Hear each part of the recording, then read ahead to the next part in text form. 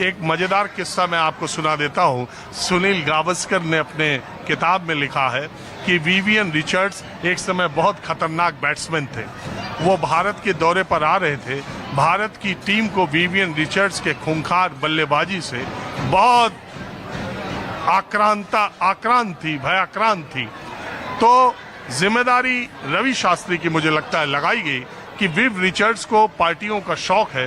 तो एक दो खिलाड़ियों को गावस्कर ने लगाया कि एक ही होटल में तब रहती थी टीमें, तो उन्होंने विवियन रिचर्ड्स को उसको बोला कि आज शाम को इसको पार्टी में ले जाओ और मुंबई की लेट नाइट लाइफ दिखाओ।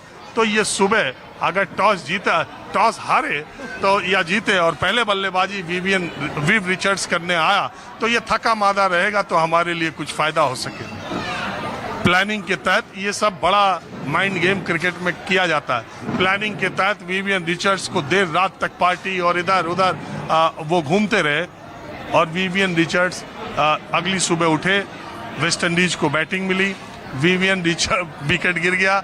विवियन रिचर्ड्स च्युइंगम चबाते हुए क्रीज पर पहुंचे और अपने उसी अंदाज में लंच के पहले या टी के पहले दिन ही उन्होंने शतक मार दिया। शाम को जब वो होटल में पहुंचे तो रवि शास्त्री और मैं अभी खिलाड़ी का नाम भूल रहा हूं, उन्होंने उनसे पूछा कि आज पार्टी के लिए रात में कहां ले चलोगे। तो यही हाल है, जब विवियन रिचर्ड्स को आउट न कर सके तो उनको पार्टी या किसी तरह से थका दो, किसी तरह से वो कर दो। प्रधानमंत्री नरेंद्र मोदी लगातार छक्के मारे जा रहे हैं और उनके विकेट को पाने के लिए विपक्ष 75 साल का इंतजार कर रहा था। बहरहाल ये जो राहुल गांधी, जो सूत्रों के मुताबिक जानकारी मिली, राहुल गांधी ने 17 सितंबर को, यानी जिस दिन प्रधानमंत्री की 75वीं वर्षगांठ मनाई जाएगी, वो मैंने शुरू में ही कहा कि आजकल हेडलाइन मैनेजमेंट का, तो वो एक तरफ वो खबर चल रही होगी, दूसरी तरफ राहुल गांधी हाइड्रोजन बम लेके आएंगे। क्या आपको लगता है ये तारीख सही है? और क्या आपको लगता है कि हाइड्रोजन बम, जैसे एटम बम को बहुत सीरियसली चुनाव आयोग ने नहीं लिया, उनके हाइड्रोजन बम को भी चुनाव आयोग कुछ लेगा? क्योंकि अल्टीमेटली तो बात चुनाव आयोग पे जा रही है।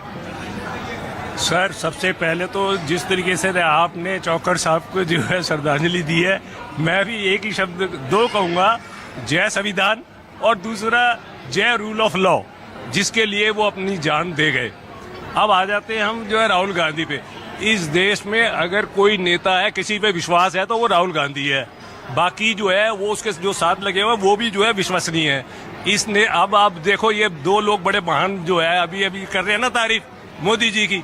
अरे किन्नौर के सेब किसने जो है सस्ते जो है वहां बिकवा दिए थे अमेरिका के। अमेरिका में वो न्यूयॉर्क में अमेरिकन ने पार्टी मनाई थी, वहां पर सारी दुनिया के अखबारों में छपा था। ये कौन सी किसकी बात कर रहे हैं? और वो अभी वो उसका पता है आपको, पीटर नवारे ने क्या कहा है? उसने कहा है ये सारे के सारे जो पैसे जो है ना वो खा रहे हैं पीतल के बड़े लोग, सारे ब्राह्मण खा गए। मेरा मतलब ब्राह्मण से नहीं है, उसका भी नहीं होगा, लेकिन आम आदमी को क्या मिला है? अरे कोई आदमी कोई बेसिर पैर की बात कर दे, नहीं, कोई बेसिर पैर की बात करे, उसी के बात को हम सच मान करके देखिए प्लीज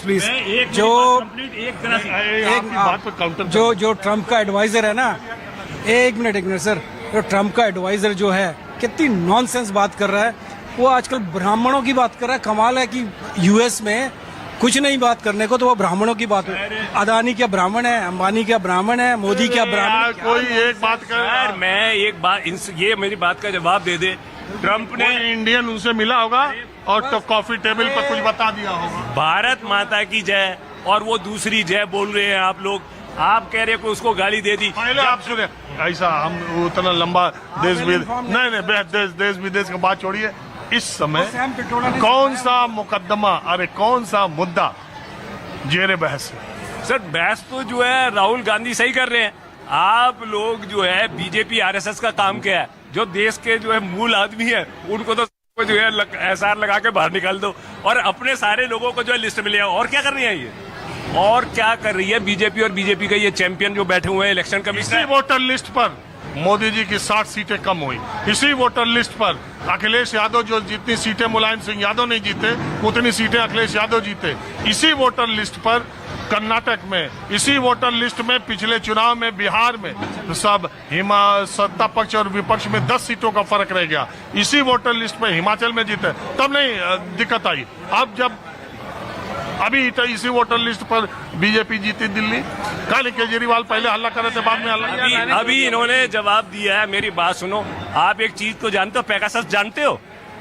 अरे पेगासस में क्या हुआ? पेगासस में वो तो इन्हीं के जो बैठे हुए थे ना, चीफ, वो क्या नाम है, चीफ जस्टिस, वो किसकी बात कहेंगे?